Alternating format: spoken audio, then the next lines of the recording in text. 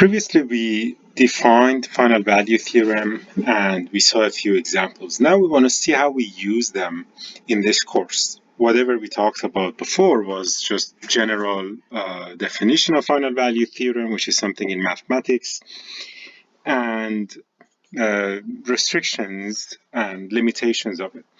Now, look at this problem.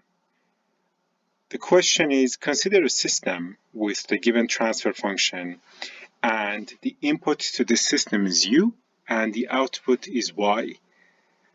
And the question is asking you to calculate y of t, so the output of the system when t goes to infinity. So the question is asking you, at the end of the day, where does the output of this system go? So what would you do? Are you going to use final value theorem? Well, this question doesn't make any sense. So why does it not make any sense? Because you haven't told me what the input is.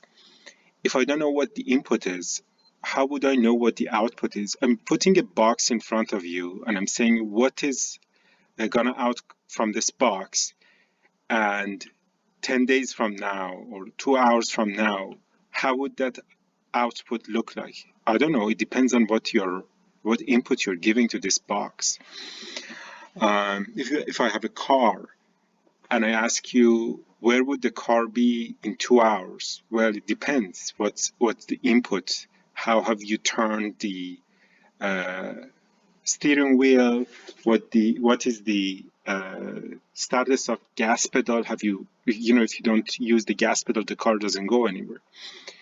Right. So the question doesn't make any sense because you haven't given me the input yet. So what we want to compute is this, the limit of y of t when t goes to infinity. We don't want to compute this. This is not correct. This is not a correct relationship. This would be correct if on the left-hand side, I would have had a g of t. So the correct relationship, if I want to find the limit of y of t when t goes to infinity, is based on final value theorem, the limit of s times y of s, not g of s, y of s, when s is evaluated at 0 or at the origin, which y of s can be written as g of s times u of s. Why? Because that's the definition of the transfer function. A transfer function is the ratio of the output to the input. So if I have the output, I can write it down as the input times the transfer function. Okay, now to fix this issue, imagine if the input is given to you as a unit step. Now, if I want to find the limit of the output when t goes to infinity, that would be equal to this. I can substitute u of s, because you have told me it's a unit step, and a unit step in s domain, in Laplace domain, is 1 over s. So I can substitute, I can simplify. What remains is limit of g of s when it's evaluated at the origin. Then I substitute s with 0, and I have 1 divided by 6. So that's where my system ends up going if I give it a unit step. So I have a box, and this is in it, and I give it an input that is unit step. It's a step with value of 1. My output is going to end up, after a few seconds or a few minutes, staying at the value of 1 over 6. Okay, now using this concept, we want to go to the next topic, which is steady-state error.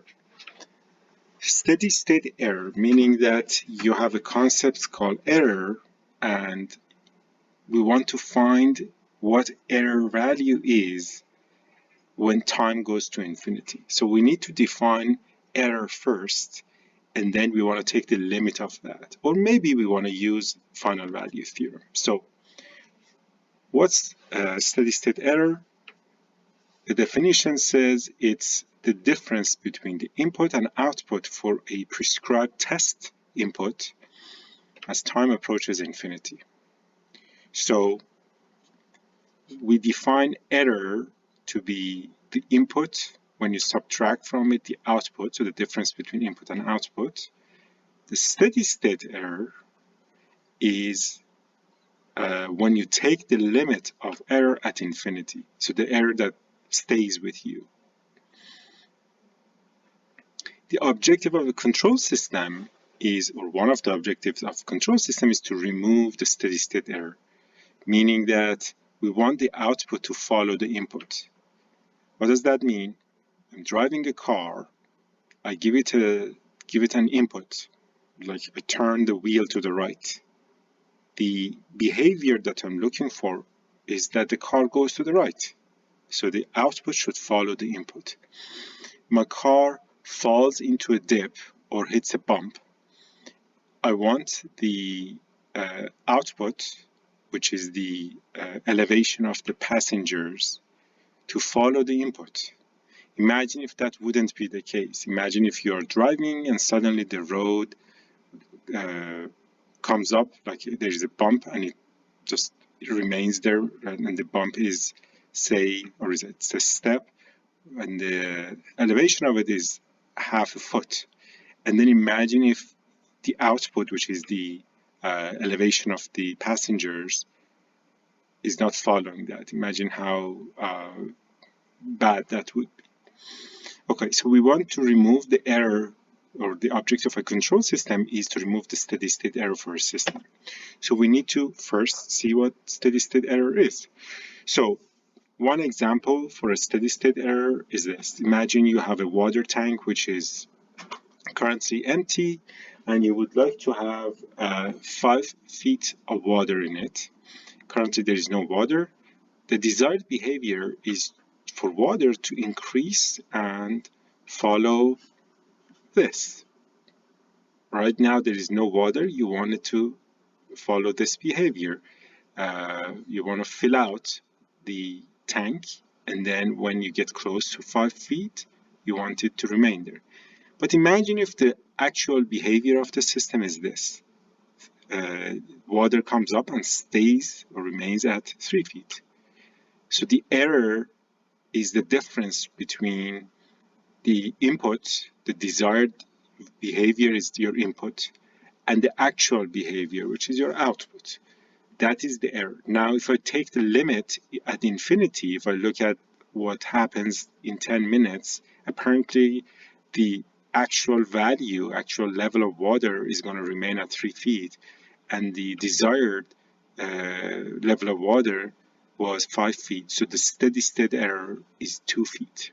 That's what we are trying to find. How do we find steady state error of a system? Well, it's different for different systems. You have to actually calculate by writing down the definition and then taking the limit. It's different for open loop systems. It's different for closed loop systems. Certain closed loop systems might have different steady state error. We are going to show in the next few slides few examples. For example, for open loop systems and for unit feedback closed loop systems. So what this final bullet point is telling you is, please do not memorize formulas. It's not going to work. You can't apply them to other situations. You have to actually compute the steady state error.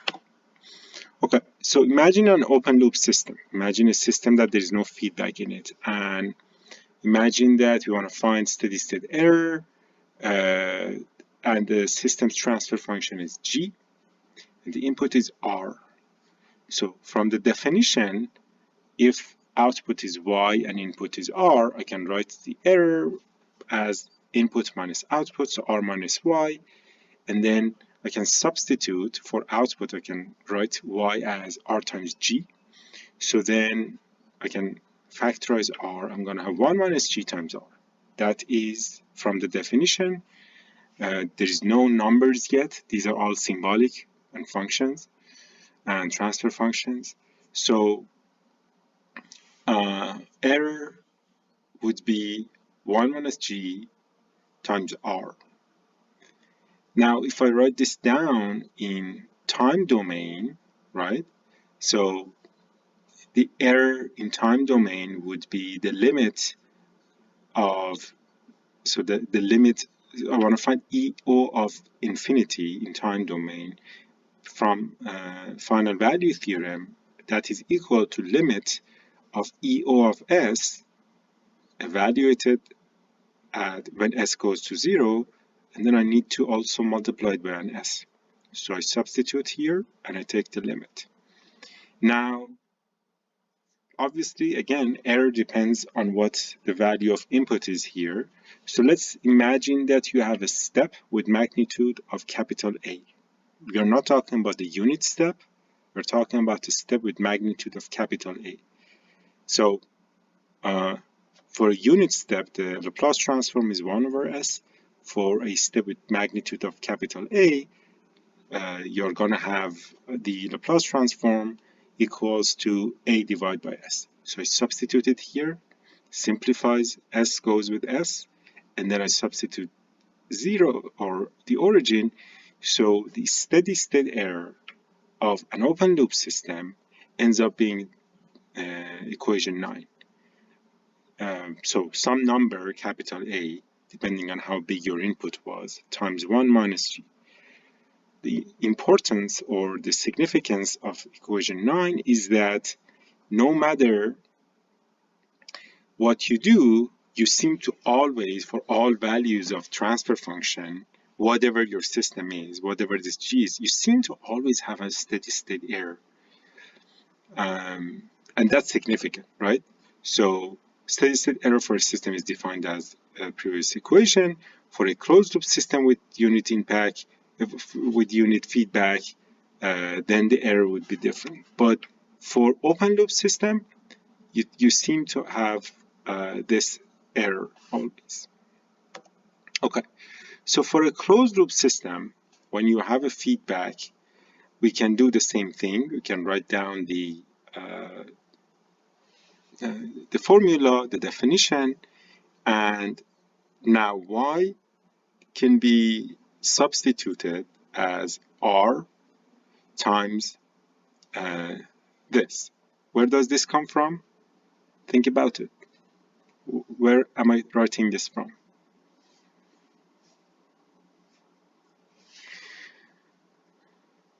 Well, I'm saying to get this, you should think about it.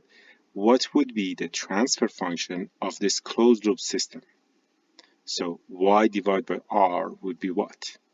For a feedback system, go back to previous slides in block diagrams and find out the ratio of y and r, so the definition of transfer function y divided by r for this system would be g times gc divided by 1 plus ggc.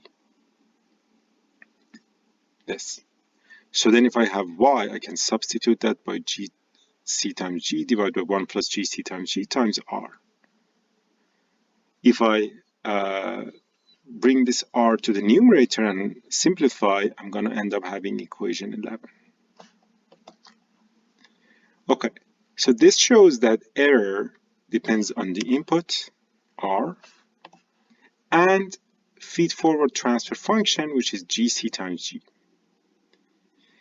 Now, that is important because it means that the error can be affected with the input and with what system you're using.